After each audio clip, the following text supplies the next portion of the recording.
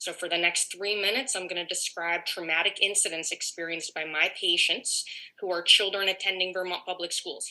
So, the first story I will tell you about is a 5-year-old patient.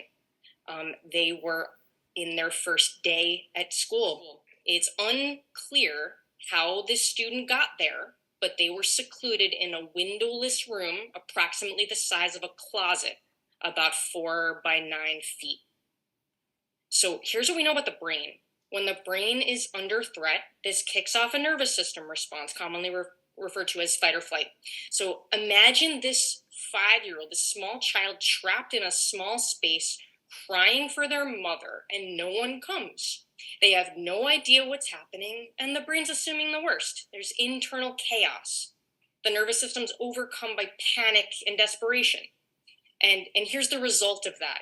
When an adult finally opened the door after the child had screamed themselves to exhaustion after 90 minutes, they saw that that child had removed all of their clothes, scratched up their tiny 40-pound body, and urinated all over themselves.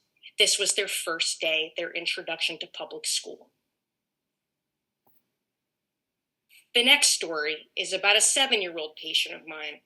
Their parent came to me in distress about not being able to get their kid to go to school, and that parent was feeling threatened by getting truancy letters from the school, and they didn't know what to do, so they came to their doctor. When I probed for more information, I learned that 2 months prior, their child had been restrained by an administrator. The parent explained to me that they'd been called to come pick up their child, and when they arrived, they found out that their small child had been pinned face down, call that prone, immobilized by a large adult male under a cafeteria bench for a total of 2 hours. What we know about trauma is that the impact of trauma can last long beyond the event itself. A trauma response or a recurrence of the fight or flight I described earlier can be triggered by being in the environment where the trauma took place, or even by memory of the event, or it can be triggered by anything. So when this 7-year-old is told that it's time to go to school in the morning, his brain associates school with being pinned down with their face to the ground on the cold cafeteria floor with a large adult male pressing their knee into their back. So we have a 7-year-old with post-traumatic stress acquired from attempting to access their education. And it's not just these kids. What we know is that at least 587 kids in Vermont are restrained or secluded each year. And this may even be underreported.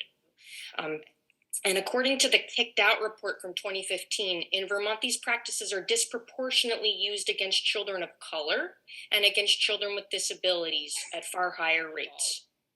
And, the impact of that particular traumatic event often lasts long beyond the event itself. And many of my patients with disabilities have post-traumatic reactions to even being in the school building where they had been previously restrained and or secluded. And this was certainly the case for the 7-year-old I mentioned who was prone restrained under the cafeteria table. And, what we know is that the brain needs to feel safe in order to learn. And many children in Vermont don't feel safe in school.